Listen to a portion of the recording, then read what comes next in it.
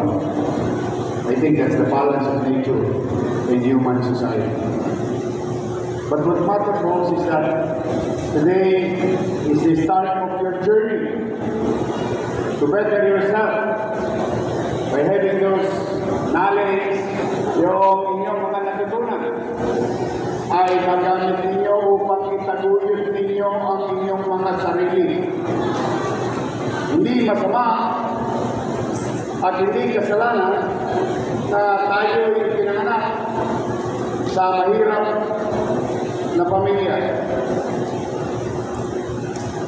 But you can use time as your friend, pursuing your dreams and aspirations.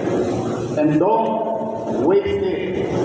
Huwag nyo sayangin. Sana yung journey ninyo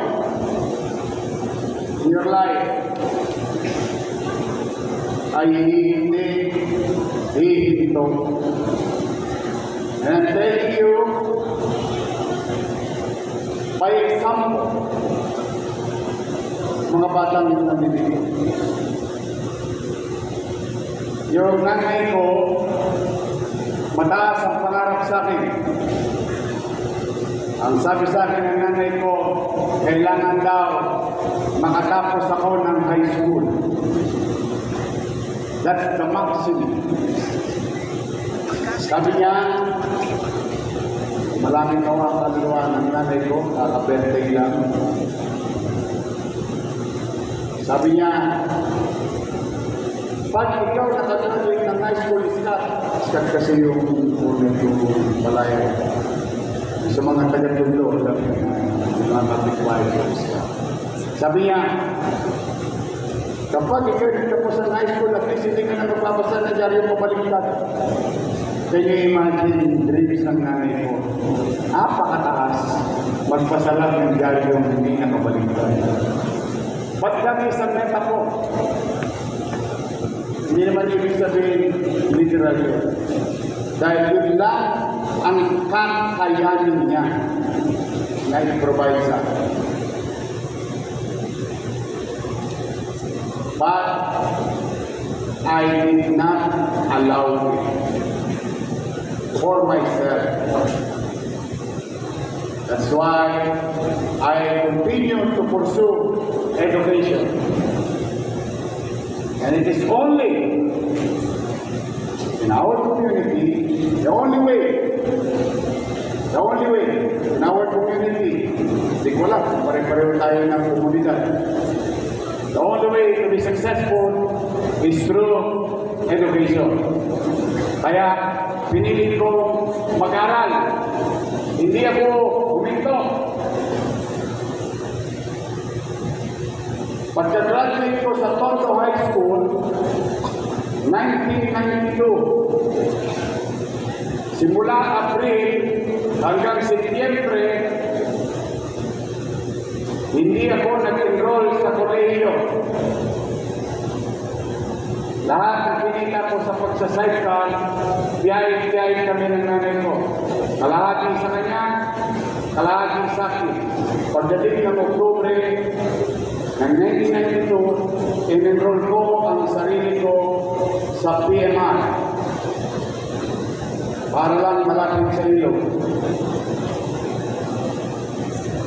Philippine Maritime Institute. Dahil gusto kong maging kapitan ng barko. That is my dream. And nobody can ever stop me doing so. But God intervened. January of 1993, tumititsa lang ako sa patay. Salamat, hindi naman ang lakay pag may pera, dinadayo yan. May sunny orange, may liver spray, at mahirap, may cups lang. Na-discover ako bilang artista. Hindi ko makakaya pang-artistahin ko. And that changes the course of my life. Remember, don't get me wrong, I want to be a seaman para yumaman ako. I want to be a seaman, so kung maging kapitan ng barko, para umunlad ako.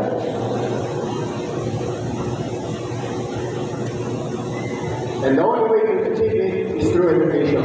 Nothing more, nothing less. There's no other way but through education. But again, pinalala ko mga pag-artista at umangat ang buhay. Noong magpunsihan ako, meron pa mga taga-tungo rito, District 1. Yan, District 1. Yan, mga District 1. Noong magpunsihan ako, 23 anyos. Why? In my own little way, I want to give back to my community. Siyempre, nang mantikaan na yung lahat dito, sarap buhay na, panyang-ganyan na na, may shopping na na. So, I really wanted to serve. Pero